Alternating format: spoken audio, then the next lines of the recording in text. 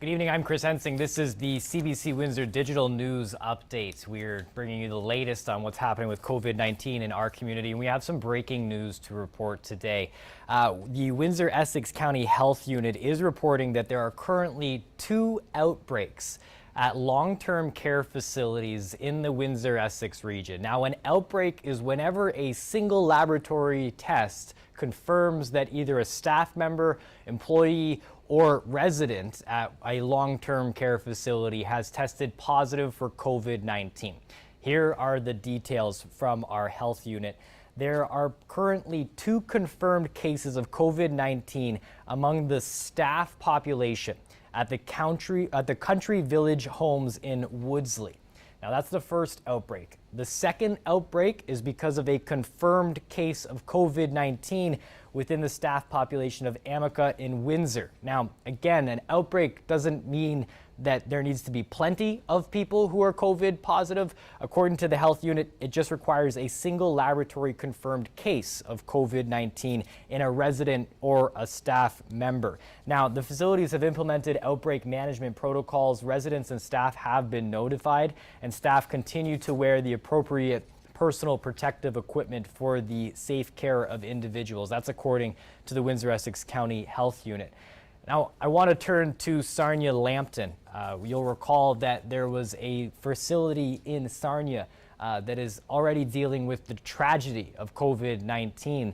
We can report today that the number of deaths has risen in the Lambton Public Health region. There are now 6 people who have died in that region, and there are 4 of them that have died because of the outbreak at Landmark Village. We can tell you some details about the people who have passed. One person was an individual in their 80s who was admitted to Blue Water Health Hospital on March 30th. The confirmed test for COVID-19 came on the same day, and that person passed away on March 31st, just yesterday.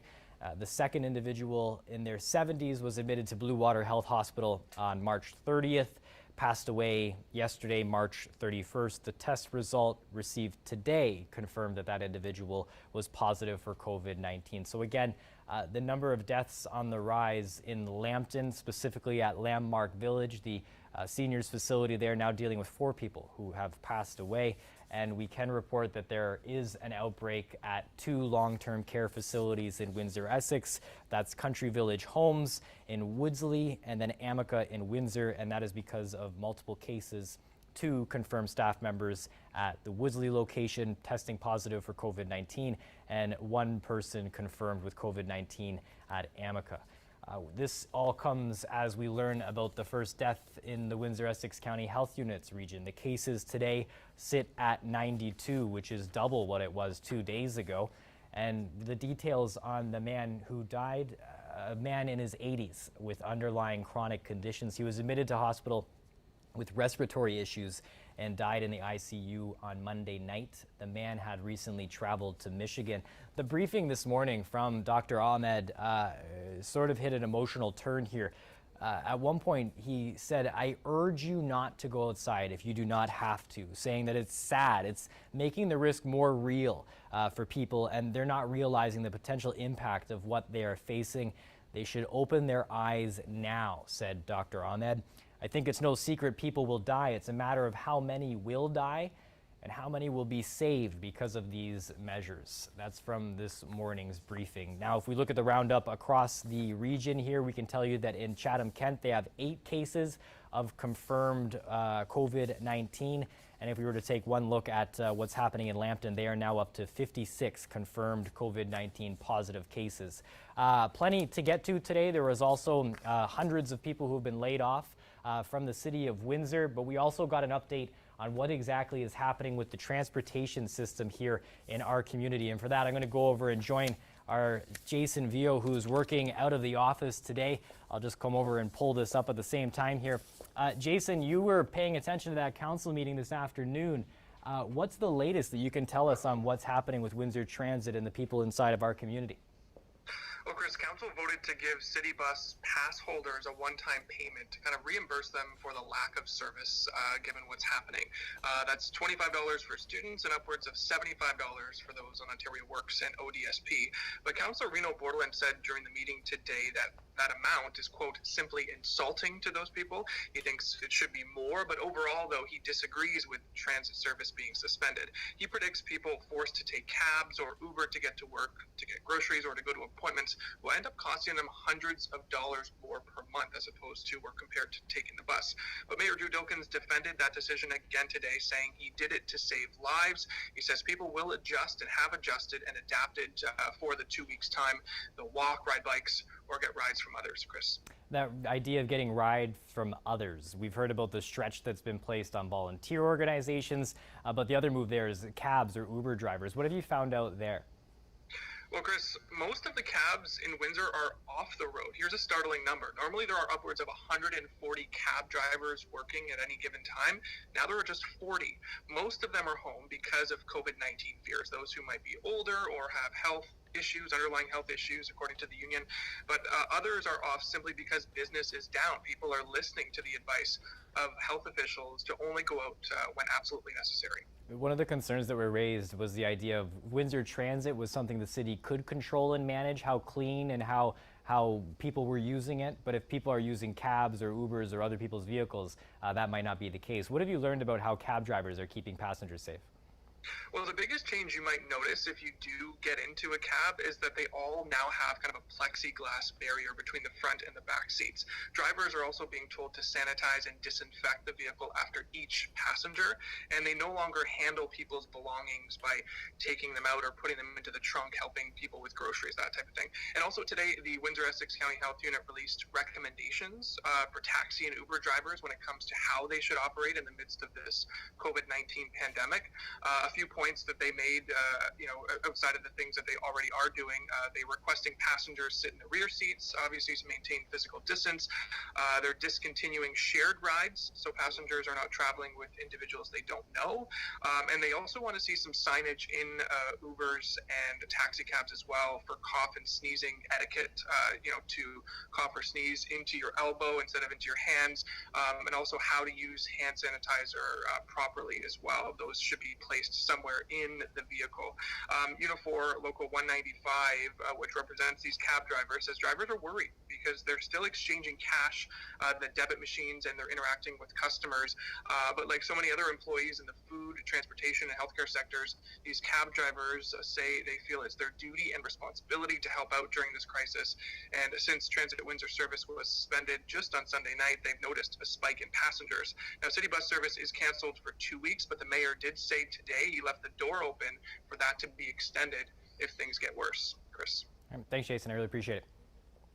Just going to hang up on Jason here, nothing personal. One of the other things I found very interesting coming out of that meeting is that council was asked specifically about how many trips. Council asked staff specifically how many trips, one-way trips, were taken during that last week before the mayor had made that announcement that suspended services would start this week. Now, he had said previously that ridership was down by about 77%.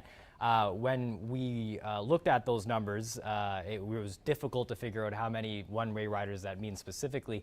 Pat Delmore, who was with Windsor Transit, said today that that range last week that they were seeing was anywhere between 4,000 to 7,000 single trips a day. So it gives you a sense of how many people were using that service before it was announced that it was canceled. And as you heard Jason talk about, the idea that this was done to save lives, according to Mayor Drew Dilkens. Now, all I'm doing here is I'm just pulling up the same Facebook post that you're probably watching right now. What I'm going to try and do after this is just answer some of the questions that you may have through some of our previous reporting here. So I'm going to keep that open on the side there. And as I do that, I just want to update you on what's happened locally here about the layoffs that have come through. Now, 543 people who usually work for the city of Windsor have been told that they are either being laid off or their hours are going to be reduced to 0 a week.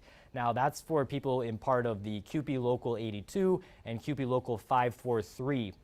If you break it down, according to the press conference that was happened this afternoon at 3 p.m., Mayor Dilkens said that this is majority of workers who work in arenas, pools, locations that are currently closed. We can say that with these layoffs, there's also an announcement that 250 people are being called back to work. So these were people that were sent home when the state of emergency first came in. Those staff might be doing something different, redeployed to priority tasks. Some of that stuff could be the cleaning down of things that are happening, refilling hand sanitizer. There was a point actually where they had talked about how local companies have stepped up to try and help in this situation, like here in Walker. The other thing that was important to note here as well, the reduction was not done for cost savings, according to Mayor Drew Dilkins, but it does save approximately $135,000 per week. Now, again, the number of staff that still work with this city, excluding police officers, librarians, and such, was about 1,000 people before this change. Because of that, if you add the number of people that have been told they are laid off or their hours have gone to zero, and you add that with the number of people who have already been sent home, there's about 500 people who are still working. 300 of them close to are now working from home because of the technology capabilities that are going on. Let's see here. I'm just going to go through some of these questions. People telling people to stay home. Staff members, are they working more than one place? Specific to the city, what I can tell you is that they're doing everything they can to make sure that physical distancing continues during all of this as well. Another thing that we saw this afternoon, this was broken by Katerina Georgieva. All commercial flights in and out of Windsor's International Airport have been suspended. The terminal will be closed to the public. That starts Friday, and it's going to continue until the end of April. Now, according to the CEO, this is something that is coming in place. The airline partners have been reducing flights for quite a while, obviously, since the COVID-19 pandemic began, he said. He also said, I think it's pretty well known that the impact on the airline industry with COVID-19, I think we can all assume that it's been a lot less passengers to fly on the aircraft, and that is, I'm sure, what created the basis of their decision. That, again, is according to Galvin. In reality, it's a big hit, he said. They're experiencing a 70% reduction in revenue. So that's at the local airport that we have here. Let's see here as I just go through if anybody has any specific questions that I can answer. Everything's coming at it pretty fast here. The other major update that we've been following here closely is the change to the way that people are using food banks. And if you go onto our website, cbc.ca/Windsor, you can see some of the previous reporting that we've done as well. And this morning we had an update on our Windsor Morning Show, talking about sort of the shift that's happened as well. So usually when you would go to a food bank, you have to go into a place. What they've done now is sort of a drive-through system. So depending on the hours between 11 and 2 o'clock and the days and times, we have that on our website, people are being told to take their vehicle to a specific location. They can drive through and they can actually pick up what they need along that way. They thought that this would be a safer way to try and limit some of that physical contact and make sure that people are still following those social distancing rules as all of this continues here. As far as the latest updates here that we have, the one major one that we've been following closely on our office is the idea of the outbreaks at the long-term care facilities. If you look at what's happened in just outside of Toronto there, Bob Cajun, the numbers of people who have died continues to rise there at that seniors home. And we can report now that according to the Windsor-Essex County Health Unit that there are 2 outbreaks here in Windsor-Essex. And I just want to go over them one more time before we leave you here tonight. Country Village Homes in Woodsley has 2 staff members that are confirmed with COVID-19. And there is 1 staff member at Amica in Windsor who has also been confirmed with COVID-19. Again, this is something that we've been following pretty closely as these shifts happen. We've seen the devastation that can happen at a long-term care facility when we look towards Sarnia. Landmark Villages there now has 4 people that have died because of COVID-19. That's the latest update that we have here. If you're looking for any more details, you can always go to our website, cbc.ca/Windsor. And our Windsor Morning team with Tony Doucette starts your day off. They've had the mayor on every morning asking the questions that you want answers to. And we're also available to you on social media as well. Our Facebook page, Twitter, and Instagram. Just search CBC Windsor on any of those platforms. You can find the latest information of what's going on in your community. Thanks for watching.